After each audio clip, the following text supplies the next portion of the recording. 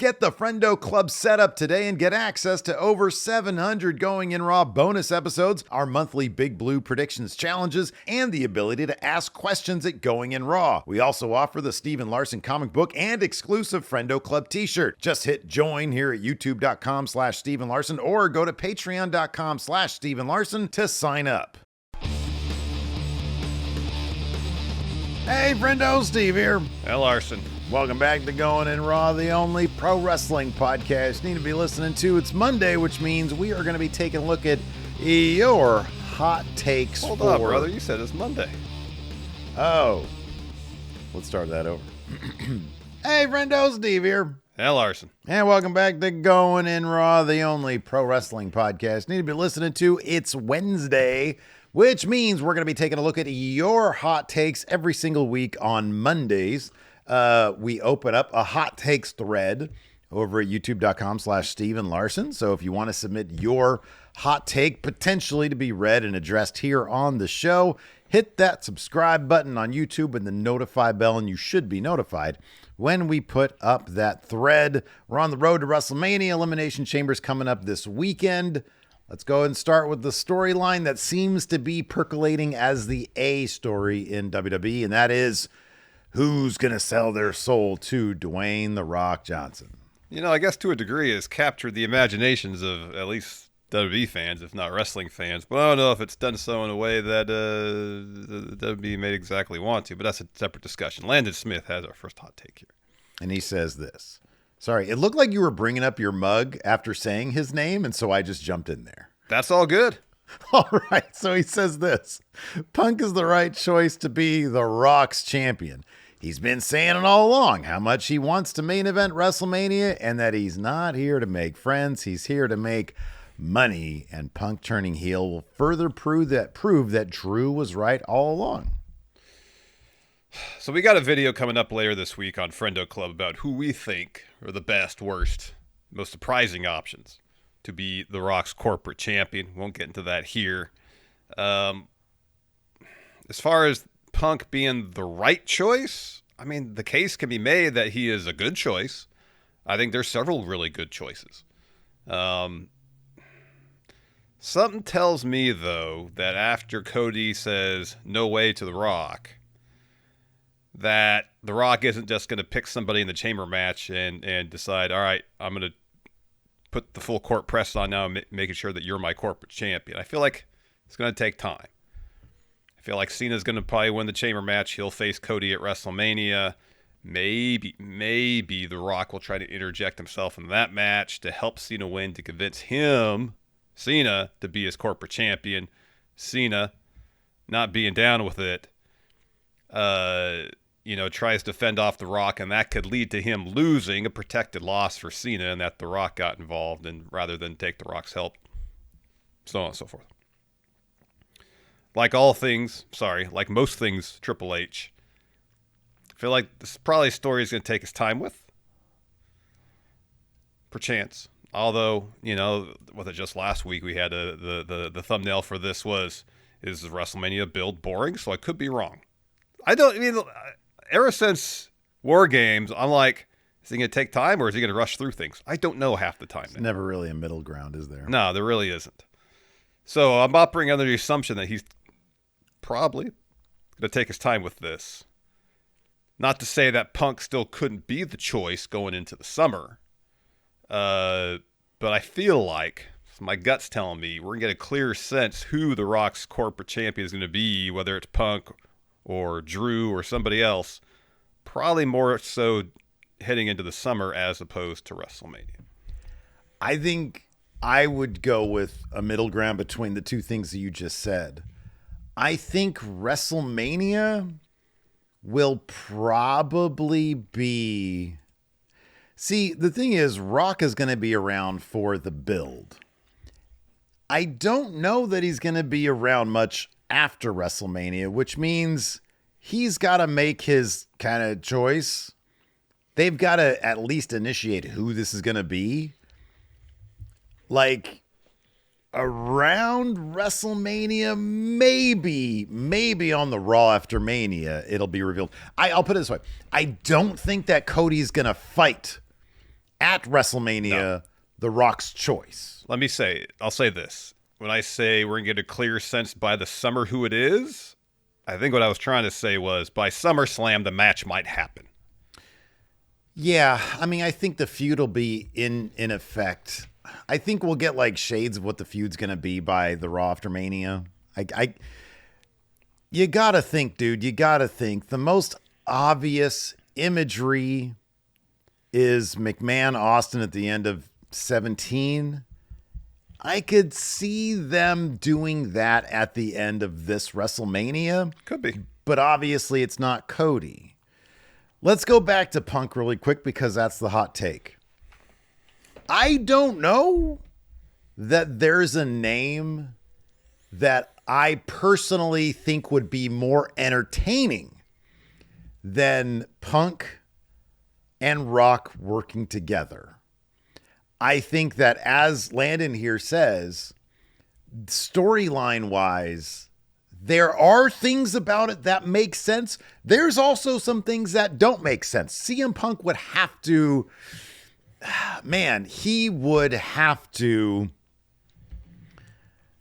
there would have to be a pretty big shift in his character for him to accept this. And I feel like it's not out of the realm of possibility for him to do it, and it makes sense as a character, but he would need to be a bit more desperate.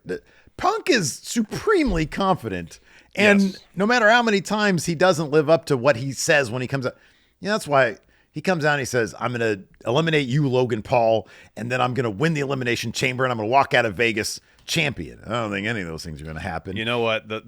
My favorite thing Bret Hart ever said, probably, was that he never, as a face, he never guaranteed anything because if he lost, he would let the fans down. He'd be a liar to him, and he wasn't going to do that. Yeah, Punk says a lot like that he's going to do, and then it just doesn't happen. And and I don't know exactly what that road's going to be. And, maybe they could write it so that him not winning Elimination Chamber and him getting eliminated by Logan Paul from Elimination Chamber might be the thing that gives him a real reality check. But at the same time, like, they have him win every match that he's in. I know. It's the level of desperation, I feel like, for Punk and to a certain degree Cena, it's not there yet to take The Rock up on his offer. Cena would actually make more sense. Cena would, because he's got the losing streak. There's a lot more into it. Yeah, obviously. He's on limited time. He seemingly had a bit of an attitude change in the press conference following the Rumble where he said it's best for business. He's taking the short route. He's cutting corners. He's like, well, my resume speaks for itself. Okay, well, so does everybody else's. But how many times has John Cena pulled out my resume speaks for itself when he walks up to a newly crowned champion? I want that. We're going to have a match for it. Like, that's the story of his career. Yeah. But if we get a more serious Cena who's like, man, I got to get this done. And I think that Cena and Rock would be a really fun when it comes down to it, if they can write it in a semi-plausible way, Punk selling out for The Rock would be insanely fun. It would be the most fun out of everybody. Drew McIntyre makes so much more sense than anybody else. But it wouldn't be more fun than CM Punk and The Rock. Yeah, Drew does make the most sense in terms of taking The Rock up on his offer. Absolutely. Next hot take, Steve. Hot take. Darth Smirnoff? Is that what this says? That is Darth Smirnoff. That is correct. You're hovering over the name, Steve. I can't read the hot take. Long-term champions are killing upper mid-card / low-level main eventers because it's just implausible for someone like Finn or AJ to dethrone a champ like Cody. Well, for Finn Balor, number one, he can't really. It's kind of implausible for Finn to beat anybody at this juncture. You pretty much, yeah. Ourselves. Are long-term champions killing upper mid-card / low-level main eventers, Larson?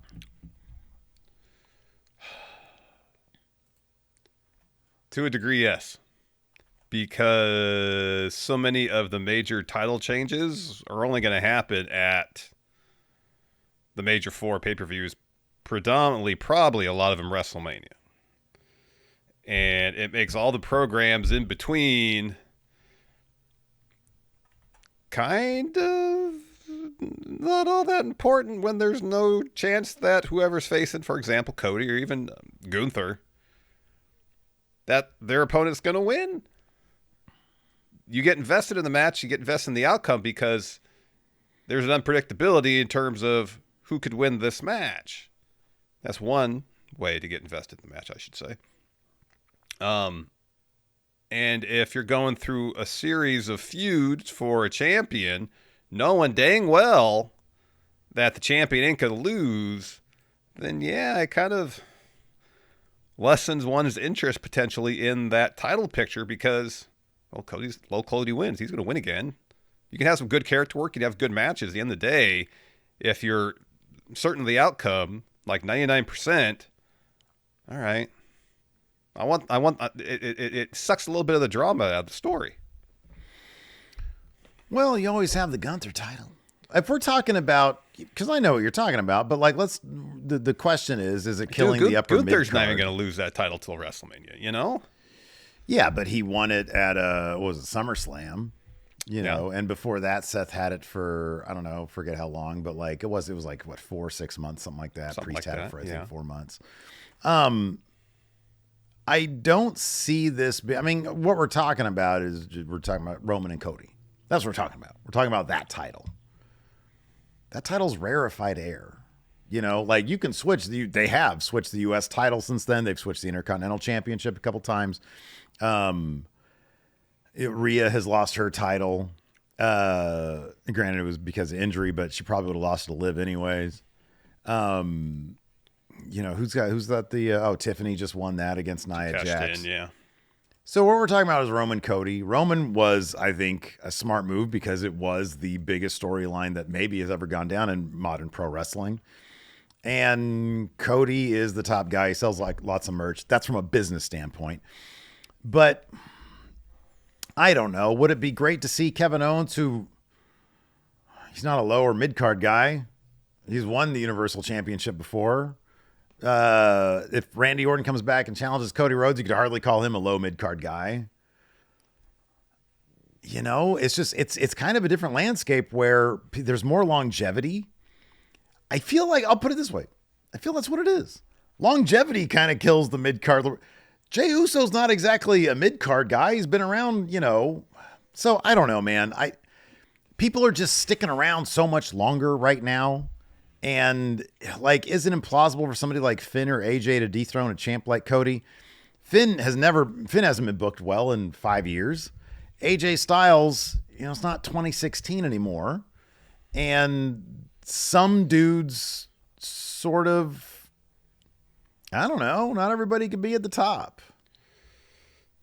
I get your point, but then you point to someone like Randy Orton, who been in the company 20 plus years. I think if he's put right in the main event scene, he's finding ways when he's given good material to stay invested in the stories he's telling and to do really good work, you know? And I don't think anybody complain about Randy Orton with an interesting story being in the main event scene and potentially beating someone like Cody for the title.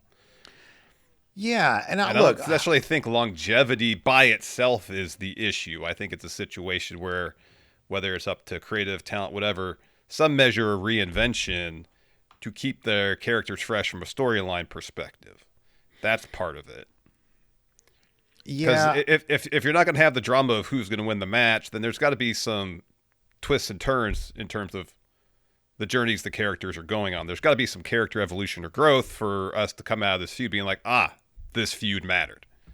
Yeah, no, I don't disagree with that. I mean, the Kevin Owens-Cody feud, I think, mattered, you know? I mean, Cody held on to the title there. Look, I don't disagree. I think that it would be folly for them to insist on, if Cody wins at WrestleMania, for them to wait until the next WrestleMania as even a possible option. It'd be foolishness. I think, you know, unless you're going to tell some really goddamn good stories where you're making us doubt that he's going to hold on to it every single pay-per-view that he's on, but they haven't really proven that they can do that. You know, the last time they really fooled us, I still think, was Drew versus Roman at Clash of the Castle, where by the end of that, Roman had won. It was like, oh, he's not going to lose this title until like a big deal happens, like a Mania Plus. You know what I mean?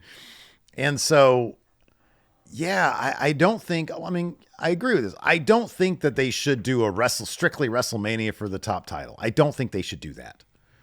That being said, I don't really think it's killing guys like AJ Styles or Finn Balor. I think the key is that you got to have variety. I mean, I guess, and that's one reason why potentially the World Heavyweight Championship is where it's at, is that's the title dedicated to potentially shorter title reigns, and if they want to have the undisputed champion, their top title, potentially have the longer reigns, so be it. But I think even at a certain point, you got to have, this is a separate discussion about the balance of the World Heavyweight Championship, the undisputed championship, but at a certain point, you can't just have the undisputed championship be the title that people have for a year plus, you know? Let me ask you this. Okay, so back in the day, the most obvious, there's two kind of obvious things you could point at. Well, three really. Cody seemed like the obvious guy that they wanted to beat Roman Reigns, right? Stone Cold, at a certain point, it became obvious that he was going to be the guy to lead into the Attitude Era. And the guy who happened to have it was Shawn Michaels. It could have as easily been, if history had changed a little bit, Bret Hart, right? Going back, Warrior was the obvious guy to take it off Hulk Hogan, right? Is there an obvious guy to take it off of Cody that you could see a year from now? Yes, this guy has been built. It was inevitable. The way Cody was kind of inevitable for Roman. I don't necessarily see one person. I see the potential of several people, but we don't know. Is that person younger than 40? How old is Drew McIntyre? Yeah, that's what I was going to say. Drew he's younger than 40, not by much, I think but so. he is. Yeah. I mean, if I was power ranking, Drew would probably be at the top of that list. Should be, right. He really should be. Yeah. We'll see if he is, but he really should be. Then he can't get a win against Jimmy Uso. Let me ask you, dude, that's a whole other conversation. Nah, we'll talk about it later. This is a Drew McIntyre question for you, but I'll submit a hot take next. There you next go. Week. There you go. There you go. Let's move on to our next hot take. Hot take from Nate Fuentes. Says people care more about interesting characters than they do interesting stories as characters that bring people into wrestling. Okay, so I agree with this. I agree with the second clause. It's characters that bring people into wrestling. I agree with that. But I think it's storylines that keep them watching. I agree with that as well. I was going to say, not that I disagree with this take. I think interesting characters is half of the equation. It's got to be interesting characters plus interesting stories, bring people in, plus keep them around. Can you name me a compelling story with dull-ass characters?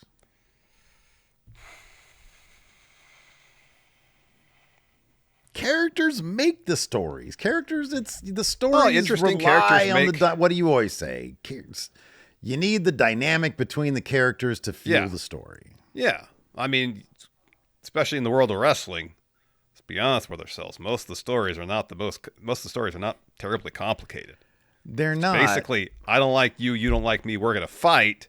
But yeah, it's the dynamic and the backstory and the tension between the characters and their personalities that bring that story to life, or can. I mean, something like Drew and Punk was literally, I don't like you, I don't want you here. That was the story.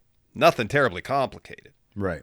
But it's the motivations of the characters, the tension between them, the dynamics between them, that really makes it interesting. Not everything, obviously, is going to be like the Bloodline, where we have this layered narrative with complex, dynamic characters. That doesn't happen all the time in wrestling, especially. Yeah. Yeah. That's an outlier. Yeah. So, yeah, I mean, yeah, I would, in terms of if you're power ranking what's most important to wrestling storytelling, yeah, I'd probably put interesting, dynamic characters first. Yeah, I agree with Just because wrestling storytelling typically is not the most complicated. Yeah. No, I don't disagree with that at all, actually. Yeah, it's not like... Yeah, no, I agree with that. I agree with that one. Next hot take comes to us from GMD 4000, official 19. Says this. Oh, no, just official. 19 was me because I was noting the time. Says Gunther versus Jey Uso is the best story going into Mania so far. Hands down, the Cody story could be way better. It just feels awkward right now. Well, that one segment on SmackDown was really awkward. It was long. Yeah, but when you broke it down into a video clip, it's much more really effective. Well. Yeah, it's much more effective. Yeah. But unfortunately, that's not what they aired live when it happened. So, well, the Gunther Jey Uso story has a head start. It's been going now for what? How many weeks since the Rumble? We know who's facing off for that title. We don't know that with Cody, and we can assume that if it's Cena, Cody doesn't take The Rock up on his offer. That story is going to focus on, from Cody's perspective, John, you were a friend and a mentor, and now this title is getting in between me and my friends yet again, and then Cena's going after number 17. Mm-hmm. Yeah. That's what it is. And what yeah, do you Gunther think versus the Jey. best story is going on right now, heading into WrestleMania? As far as Mania matches? Or just period? Oh, gosh. They're kind of one and the same, aren't they? Yeah, I guess so. I know my answer because I really want to know what the hell's going to happen next. What's your answer? Because Bianca and Naomi lost those titles on Monday. Yeah. I'm dying to find out what happens next. Yeah. And you've got this specter hovering of who hurt Jade Cargill. Yeah. No, that's a good answer. That is one that I'm sort of bracing for. I'm like, oh, if they do this right, this is going to be really good. It could be good. No, but it's all in potential. It's all in potential. Yeah. In terms of the stories that we are actively playing out leading into Mania that we know for sure are going to lead to matches at WrestleMania. We know the participants in those matches. It's so few and far between. Right now is this and Tiffany versus Charlotte. There's basically no story with Tiffany versus Charlotte. So, yes, this is by far the best story of a confirmed Mania match happening right now. Yeah. Because there is a story. There is a story. There is a story. But even it's not very complicated. No, it's not. It's not. It's Jey Uso's going to regret choosing me. And then Jey Uso, I'm going to prove Gunther wrong. Yeah. So, I mean, from a technical standpoint, sure, this is the best one. But again, it's a situation story, pretty simple. I thought Gunther did pretty good work on Raw with that promo of his. Jey is wildly over. He had that great heartfelt promo after winning the Rumble. Mm-hmm. Yeah. It's the characters that are really going to add dimension to the story. We're not going to rely on the story by itself. There's not going to be all sorts of twists and turns and crazy story beats here. No. Gunther's probably going to make an example out of Otis next week. Otis will have some hope spots, but Gunther will win. He'll do this. It'll just be the same thing. Yeah. Then he'll do the same thing Maxine the next week. No, I'm joking. Didn't Gunther say that he was going to be super violent towards Jey in the whole build up to Mania? He didn't attack him last week or this week. So, to be fair, I don't think he specified that he was going to be violent towards Jey. I think he just said he's going to witness weeks of violence unlike anything he's ever seen. All right, I guess I assume that meant Jey personally was going to bear smart assumption to make, to be honest with you. That's what I assumed. But little did you know, it was actually aimed at Akira Tozawa. I guess.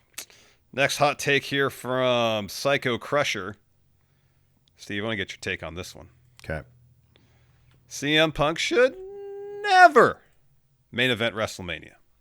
Hard disagree.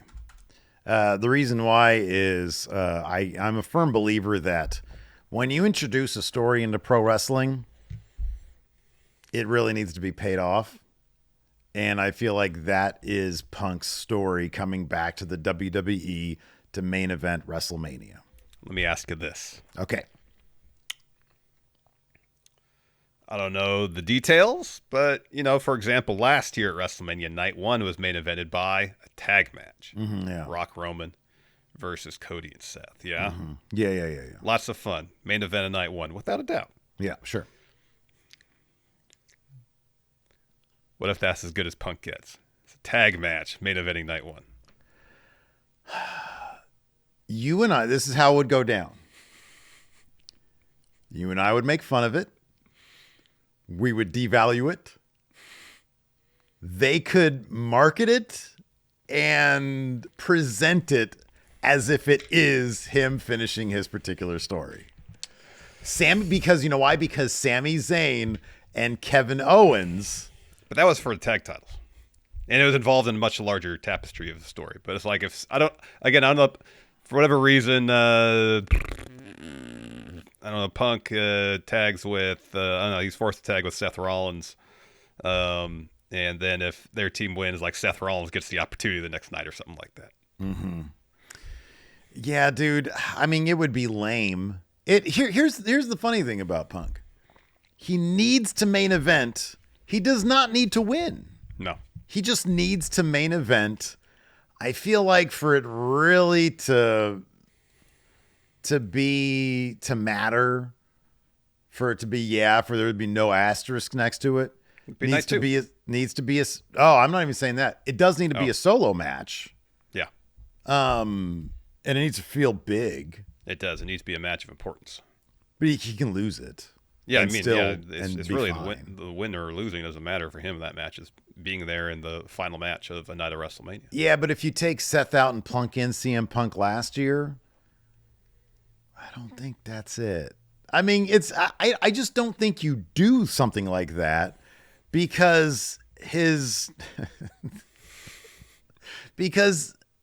main event needs to be, there can't be like a half main event, you know? Yeah. He can't be like, oh yeah, I was in this clusterfuck match that happened to main event night 1 and I didn't really earn it. I wonder if he cares between the night 1 or night 2 main event. That's a tough one because I don't know. I don't know if 2025 Punk cares at all. I think if you change this one to CM Punk, I don't know if he cares. I think 2014 Punk 1000% cared. Oh yeah. And it would have been night 2. It would have been night 2 or nothing at all. Yes, it would have been night 2. And he would have had to have won. Yeah. 2025 Punk? Part of me thinks he does care. You know why I think part of me thinks he does care? Because I think he thinks, I'm getting these reactions. It would be stupid for the company not to do it. Therefore, I should be put in that position. That could be. And I don't think he's wrong. All right.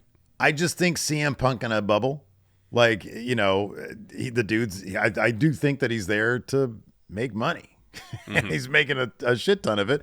But I also think that he enjoys the creative aspect of it. I think that's kind of obvious. Everybody, knows that. He goes to NXT. He says he wants to take over the book from NXT.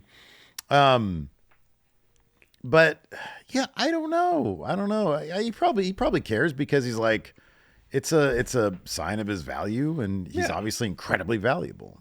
Yeah, I'm sure he cares about his legacy too, and I just don't know that he'd pitch a fit these days if he didn't get it. I think as long as he's doing something he enjoys doing, I think they could get away with not doing it. I don't think they should because I think it's his story.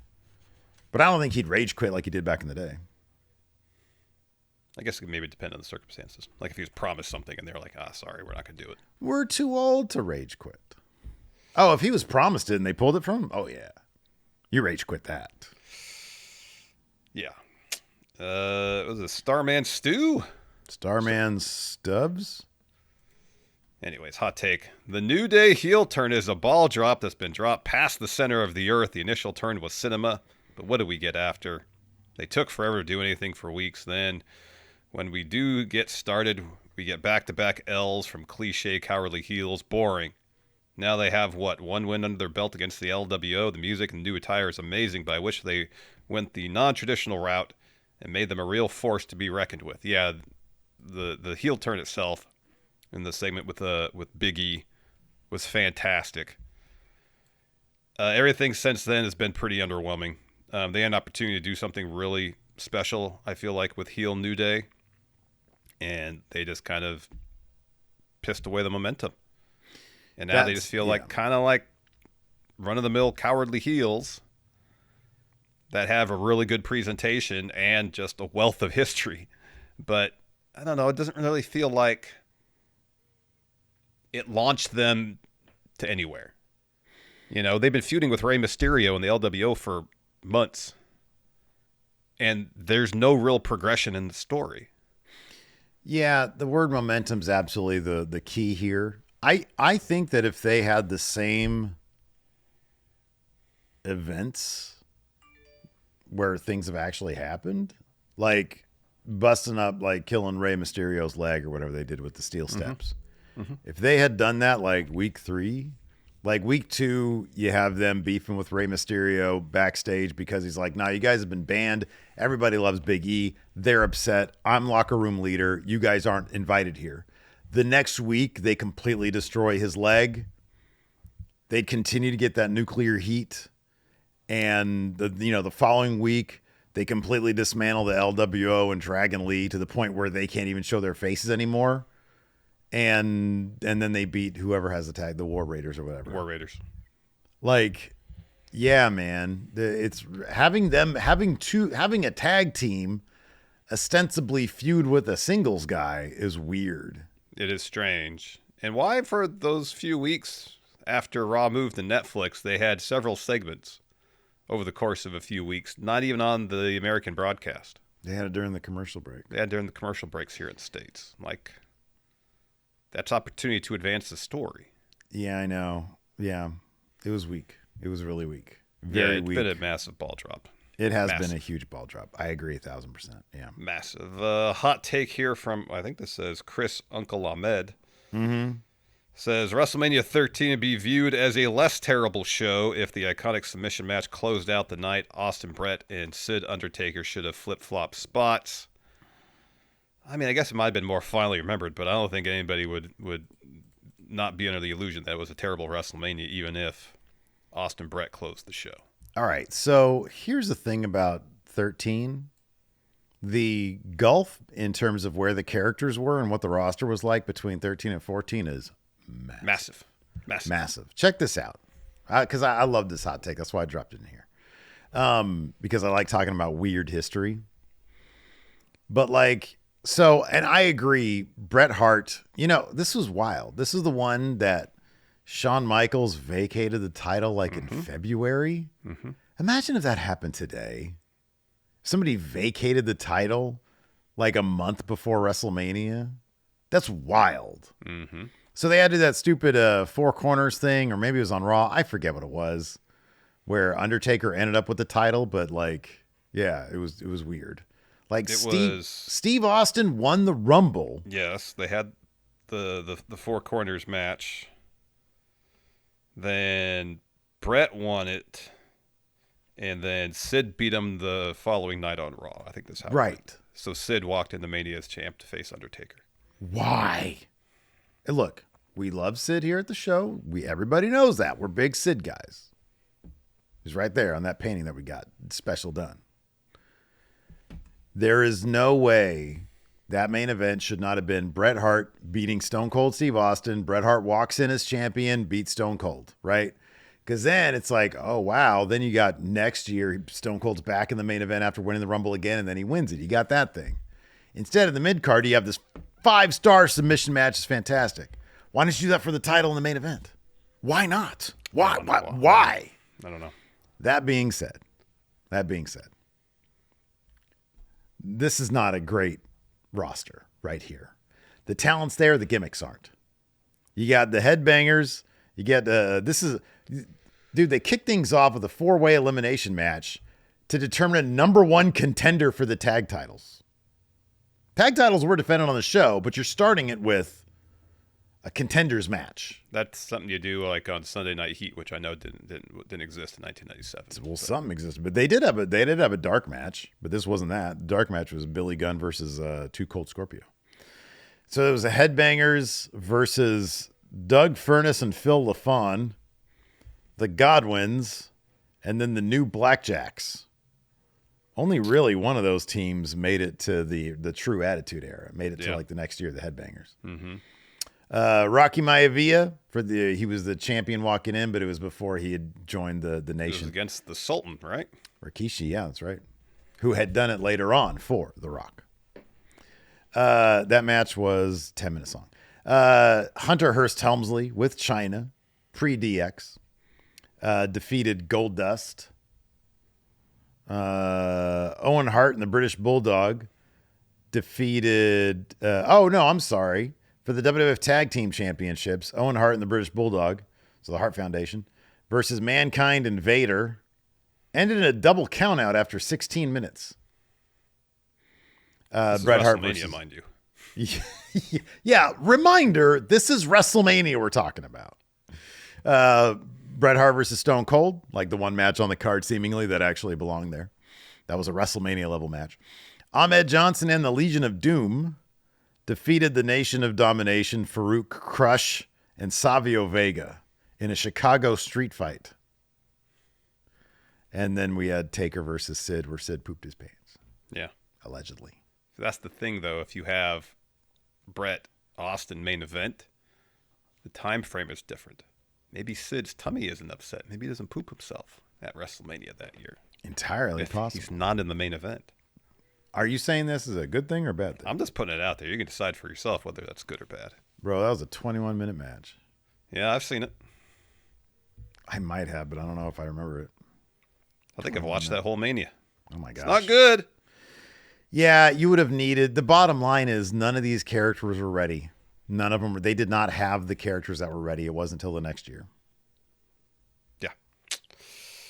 Hot take here from John O. Davies.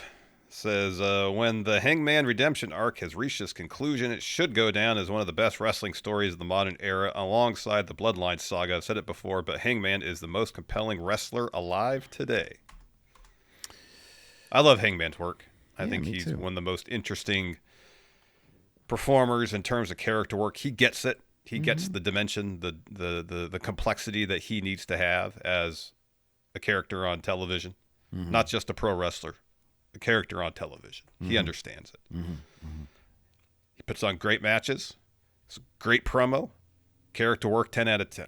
Yeah.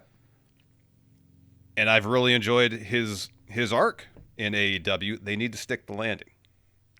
If you want to be up there with the great stories of all time, you got to stick the landing. Now, I have faith in Hangman that he knows where he wants to take this. Now, will the company allow him to stick the landing, essentially? You know what's interesting about Hangman? I don't know that. So we're talking specifically of the redemption arc. Boy, that's a tall task. I mean, like everything pre-heel turn has informed.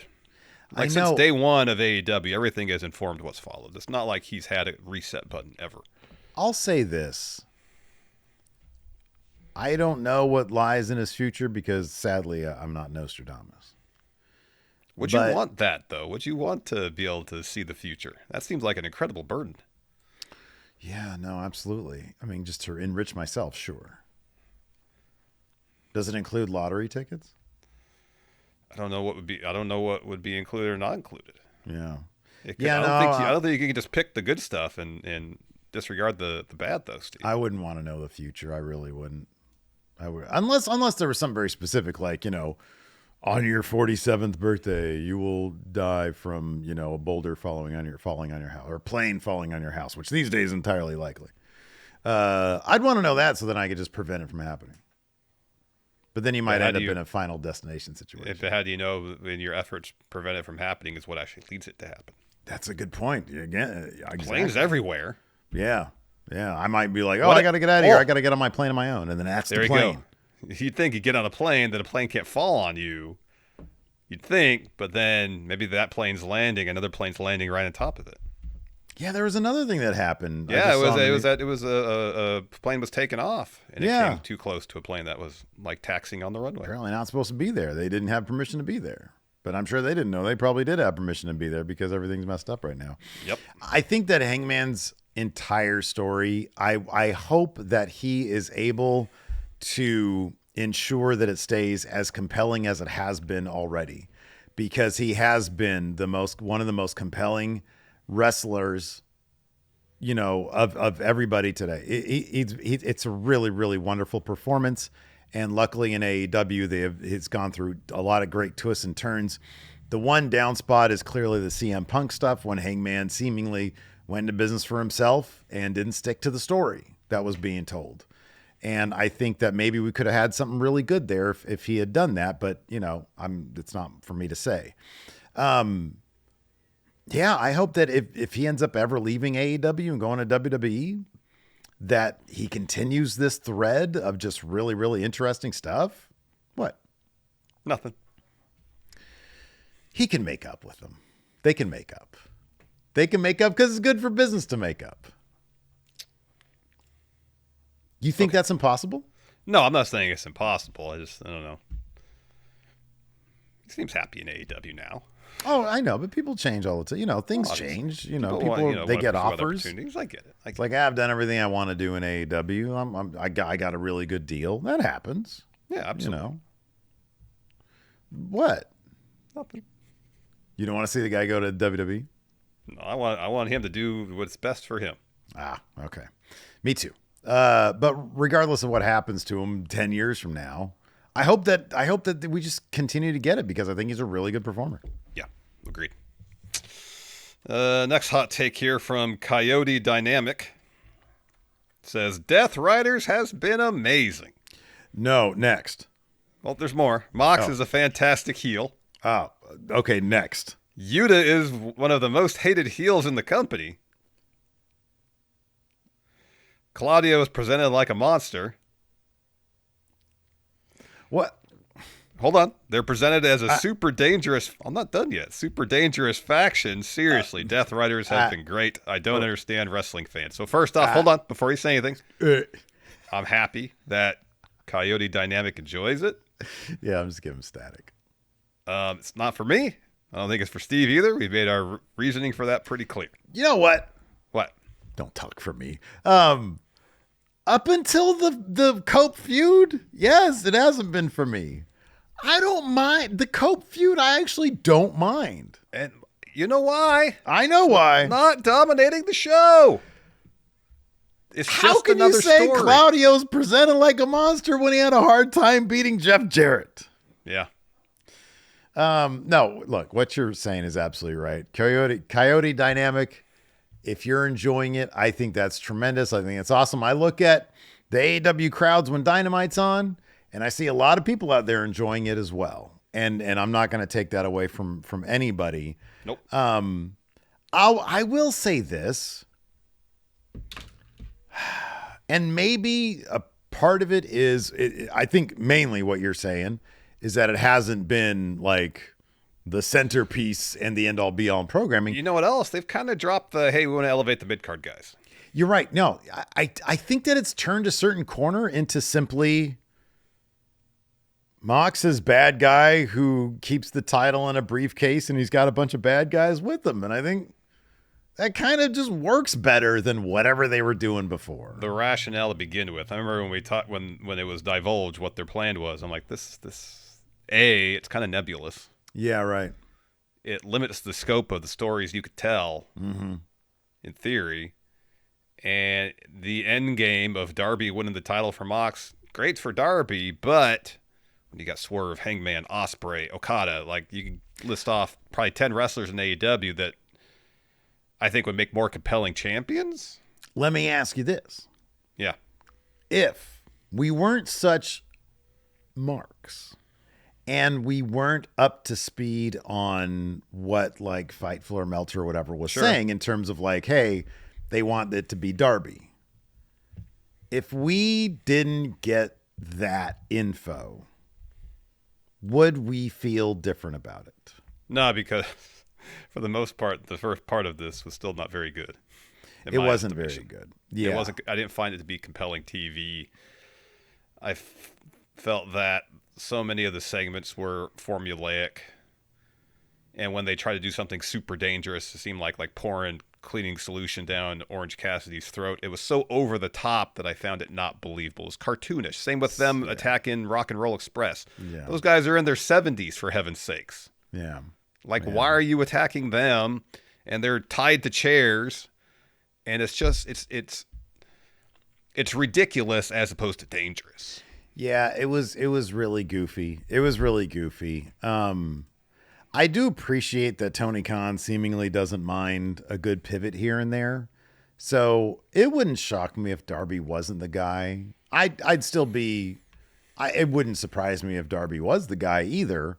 But, you know, sometimes in wrestling, if you just run with something long enough, it can grow on you a little bit. And it's like, I don't really mind it right now. I think that the longer they go with it, the more impactful it'll be when he finally loses that title.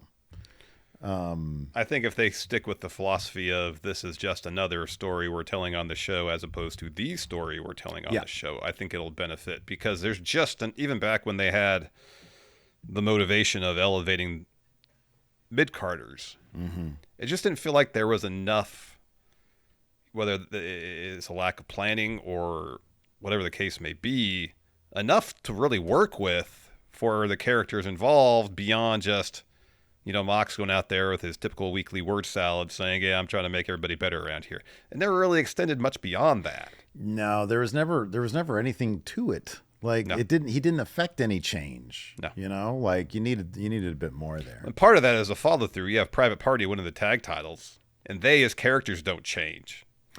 They lose the titles, haven't been on TV since, to see how that title loss has affected them.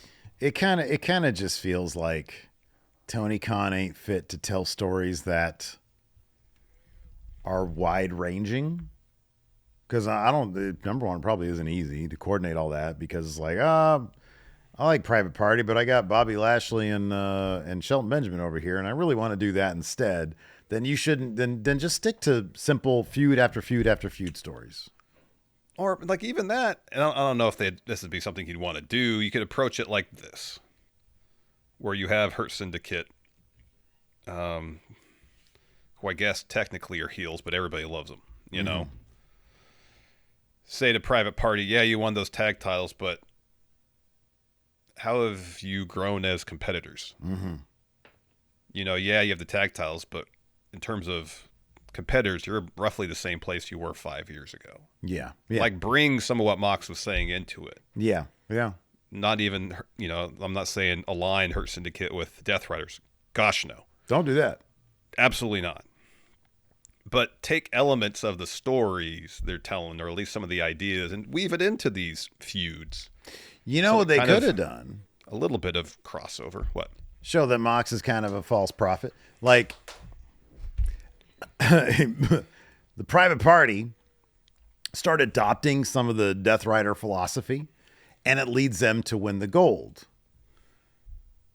And that philosophy does nothing for them when it comes to a real badass team like the Hurt Syndicate.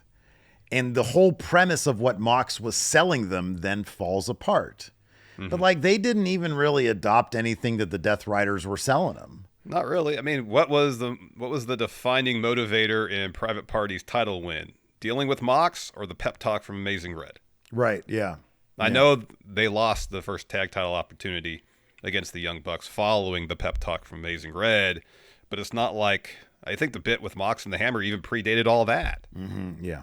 So it's not like Private Party, I don't think, had a lot of interactions with Mox in the direct lead up to their tag title win. Not that I remember. Yeah, there just isn't a focus on like detailed follow through, I think there. And maybe that's something they can work on. Unless, when you get guys like Hangman and Swerve, who you sort of get the feeling, at least you get the feeling, they're kind of making the most of their creative freedom. They pay attention to details. Tony Storm, same. Tony Storm, same. Yeah. You have people in AEW who really pay attention to the details, and that's what brings life and depth and dimensions we talked about earlier. That's to anything you're doing. Yeah. Is the details. Yeah. All right, man, we're going to end on this one. What a controversial hot take, and I use that tongue in cheek because this one take? Is cold apple pie is superior to hot apple pie. So this is obviously directed towards me, right? I mean, I feel like I can engage in the apple pie conversation. However, you are noted for enjoying lava-esque temperatures within your apple pies. Yeah. Atticus here believes cold is superior. Have you had Atticus, cold apple pie? Have I had cold apple pie? Yes. Absolutely. So you are informed. So you're I am well very educated. much informed. I've had apple pie at a variety of temperatures. Okay. Don't think I've had frozen apple pie, but I've had cold, room temperature, modestly hot, core of the sun hot. Yeah. Obviously, the hotter, the better for me. because I feel like it enhances everything that's good about the apple pie. You know, temperature matters when you eat food. Yeah, that's true. You know, and I feel like apple pie, especially hot apple pie, is one of those things that everything the apple pie does good when it's cold is enhanced when it's hot. Cold apple pie is still great. I'm not going to begrudge Atticus for liking cold apple pie. Yeah. Have at it. Yeah. You know what I can't like stand? hot. You know what I can't stand? What? Because here's the thing. The actual right answer, objectively, is decently hot apple pie. What you're talking about is madness. Way too hot. That's crazy talk right there. So let's say there's cold apple pie in the fridge. You cut yourself a slice. You put it on the plate. You put it in the microwave to warm it up a skosh. Do you warm it till it's like the stuff on the inside is running out and bubbling? No bubbles. What are no bubbles? Bubbles from heat? That's like Chernobyl. No, you don't want to eat that. That's radioactive. That's horrible. No, it's not radioactive. There's no fission or fusion going on in the microwave, Steve. You don't know that. You're not a microwave specialist. Neither are you. Does your microwave have graphite tips on its carbon rods? I don't even know what that means. I watched the last episode of Chernobyl the other day. Oh, and they were like, they're like, you know, because the whole thing is Chernobyl happened because they had a kill switch that didn't work, and none of the reactors, their kill switches, they all made things exponentially worse. And so, and like they stop, what's his name? Jared Harris, I think his name is, the actor. Of course, they're all supposed to be Russians, and they all were speaking in British accents. And so he's up there, and he's like, yeah, it's hilarious. It's like the accents are all over the map. Like Bill Skarsgård? Who's the father of Skarsgård? Peter? Bill? I don't remember. Father Skarsgård. Thank you. He's got like a Russian accent. Okay. But like Jared, he's just normal. Some people have, it's all just all over the map. Anyways. So he's like, yeah, you know, they're asking the dude why.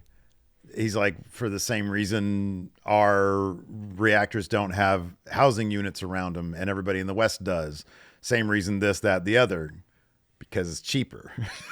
and the Russians, they take that guy, they take Jared Harris away after his testimony. They're like, we're gonna strip you of everything you've got. Anyways, yeah, no, it's a really good show. You should watch it. Yeah, I should watch it. Get back to the apple pie. No, Listen. look, you want it hot. Here's the thing that I hate. When you stick it in the microwave and you put it in there for a normal amount of time and then you take it out. I hate microwaves, man, because then you take a bite and there's like one random soggy cold apple in the middle of this. Yeah, like, I know. It's physically, how is that possible? Ideally, the best apple pie is literally fresh out of the oven. Maybe you let it sit a couple minutes. It needs to sit. That's why they put it in the seal, man, in the windowsill. Nah, you got to fresh out of the oven. You cut that thing up. You start eating it. Here's the thing. When I put it in the microwave, that's the reason I got to cook it till it boils so that it's heated all the way through, Steve. And here's the thing. What you should do is put some holes in it. I should do what? You know, when you put things in the microwave, you stab it with a fork a couple times and then you go in there. You're telling me to pre-chew my apple pie basically with a fork. I'm not doing that. No, I'm not saying eviscerate it. But it's That's cold. what you're talking about. No, it's and you're cold. making this motion? What is this? It's cold, and then you stick a fork in it like this. So you heat it up so it's bubbling, and then you let me finish. You let it sit a minute so the bubbling subsides. It's heated all the way through, and it's still nice and hot. A minute's really fast. I Let know. it sit for like 10.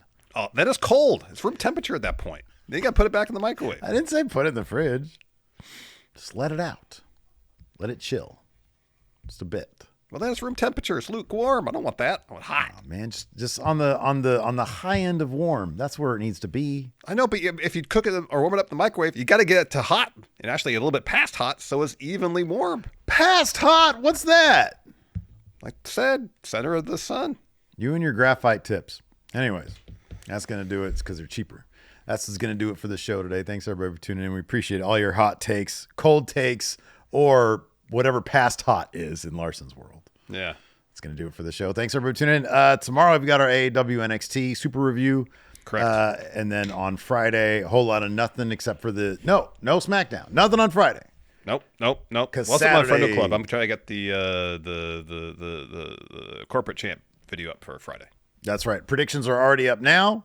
And that's going to do it for the show. Thanks, everybody, for tuning in. Appreciate it. Till next time. See you guys around. Goodbye.